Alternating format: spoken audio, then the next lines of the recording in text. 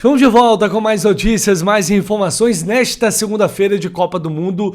E não é qualquer segunda-feira, é dia de Brasil-Japão. Bom, tô falando isso, tô gravando esse vídeo aqui antes do jogo, né? Se você estiver assistindo depois, desconsidere, porque a essa altura do campeonato você já saberá se o Brasil passou ou não do Japão. Mas o papo aqui é Fluminense e eu tô chegando para trazer atualizações importantes sobre a possível e iminente saída de Facundo Bernal do Fluminense. Hoje, vários veículos lá de Sevilha, da Espanha, veículos que cobrem, jornalistas que cobrem o Betis diariamente, já estão cravando um acordo entre Fluminense e Betis pela compra do Bernal, na negociação com o Bernal.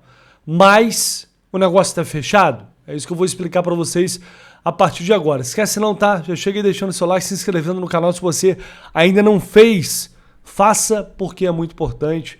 Sempre aquela colaboração que fortalece demais aqui o nosso trabalho. Vamos ponto a ponto aqui, porque vou colocar na tela algumas matérias, por exemplo, aqui do Mundo Betis, que é do jornalista esse já conhecido. Na época, vocês vão se lembrar, imagino eu, que ele noticiou a ida do Luiz Henrique para o Betis, ao Pepe Elias.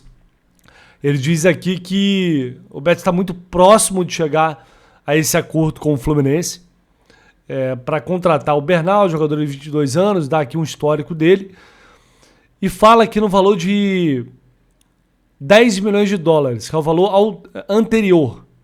São os valores que já foram publicados. Recentemente, a gente teve essa informação publicada pelo Lance, 10 milhões de dólares. No fim do ano passado também, o Globo noticiou 10 milhões de dólares, sendo que o Fluminense tem 60% do Bernal. Na época, pagou pouco mais de 15 milhões de reais por 60% dos direitos do Bernal, 3 milhões e meio de dólares, mais ou menos. Perdão, corrigindo aqui, tá? Na época a cotação estava bem mais alta. Foi mais ou menos entre 18,5 e 20 milhões de dólares foi o que o Fluminense pagou na época para ficar com o Bernal.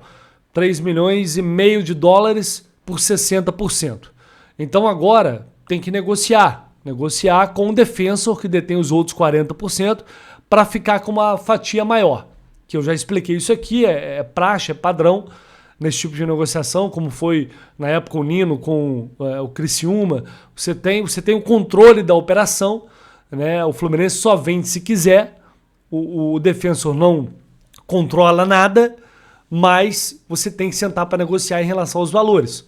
Normalmente o clube que tem menos, tem um percentual menor, ele também tem menos poder nessa negociação, porque ele sabe que se o negócio não for feito, está perdendo dinheiro. E aí depois o jogador não é vendido e tal, também perdeu dinheiro.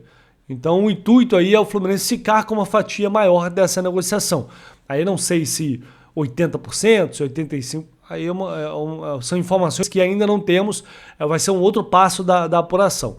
Nessa mesma matéria aqui, ele diz que o Betis está buscando um substituto, o Bernal pode ser um substituto para o Johnny, que está indo para o Atlético de Madrid. Eles estão perdendo também o Altimira, que está indo para o Sporting, e o De Ossa, que é aquele jogador que foi até especulado no Fluminense, está negociando com o Vasco. O Vasco está numa situação de indefinição, mas existe essa possibilidade do De Ossa ainda ir jogar no Vasco, onde estão perdendo vários jogadores para esse setor.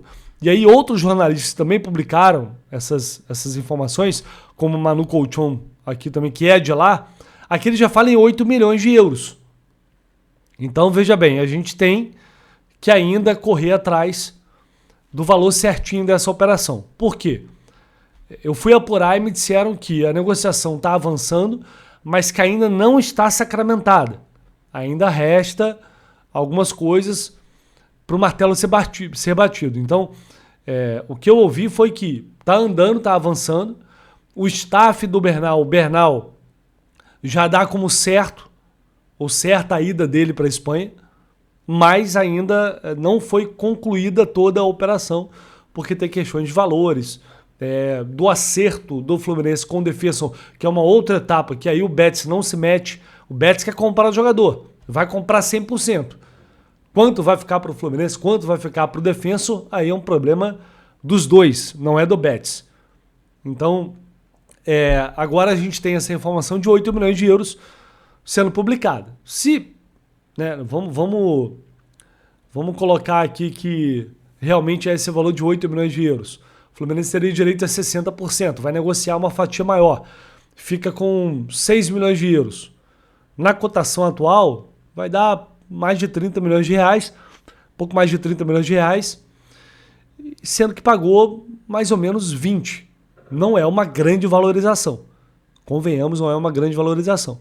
Então, para mim, o valor mínimo para partir, para começar o negócio, deveria ser 10 milhões, justamente para que o Fluminense consiga ficar com algo em torno de 8 milhões de euros. Porque você está vendendo um jogador que, beleza, é um cara que não se firmou. Vamos falar a verdade, o Bernal, eu sempre achei ele com muito potencial, ele tem atributos físicos interessantes, muito interessantes para a função que ele faz. Jogador alto, jogador que todo time, europeu então, tendo boa qualidade, vai querer ter no elenco. Mas ele nunca se firmou, muito irregular. Teve momentos muito ruins, outros momentos bons. Esse ano mesmo teve esse momento bom, depois entrou numa fase ruim também, nesse período pré-copa, fez um monte de besteira. Então acho que é um cara que tem margem para evolução. Acho que é um reserva importante, porque a outra opção é o Otávio. Então o Fluminense está perdendo sim uma peça importante de elenco. Ele pode não ser titular, mas na engrenagem do grupo, o Bernal tem sim sua relevância. E aí, para mim não tem muito o que fazer. Tem que ir pro mercado, tem que contratar. Porque senão a única opção de primeiro volante de origem é o Otávio. E aí não dá. Provavelmente vai ao mercado, sendo isso, contratar um jogador também para composição de grupo, sem muito investimento. Aliás, mas ontem você falou de não gastar muito, que não tem muito dinheiro, mas iam pagar 13 milhões no Nino. Gente, como o Fluminense ia fazer essa operação, eu não sei. Mas é uma grana que o clube está disposto a pagar pelo Nino, pelo que ele representa. Não significa que vai sair e comprar qualquer jogador por esse valor, como aliás, né, acabou fazendo com o Caxias. Mas não é essa a realidade. Então, Léo, você não vende os caras agora, como é que vai ficar até o final do ano?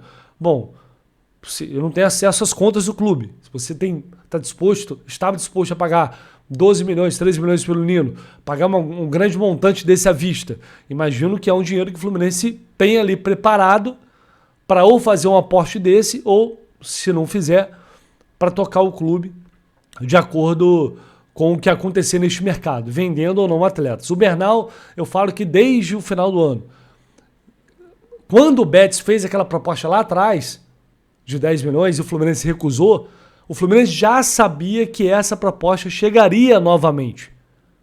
E sabia também que faria a operação, desde que conseguisse negociar com o defensor. Então é o que está acontecendo agora. Por isso eu acho estranho esse valor de 8 milhões, porque se na época lá atrás fizeram uma proposta de 10 milhões, agora vão chegar com uma proposta de 8 milhões. Se lá o Fluminense não negociou por 10, por que agora negociaria por 8? Não faz o menor sentido, né? Não faz o menor sentido. O mínimo aí é você repetir a proposta e tentar concluir a operação desta forma. Então restam detalhes para a negociação ser concluída. Acho que vai acontecer muito em breve. Não por acaso, vários jornalistas de lá já estão cravando, mas a negociação ainda não está totalmente fechada. O que deve, repito, ocorrer nos próximos dias ou até nas próximas horas. Fechou, pessoal? Era mais para atualizar vocês sobre isso. E a gente vai, à medida que for confirmando alguma coisa, vocês sabem, podem voltar aqui no canal do Lessa que eu vou trazer todos os detalhes para vocês, tá bom? Um abraço, tamo junto, valeu!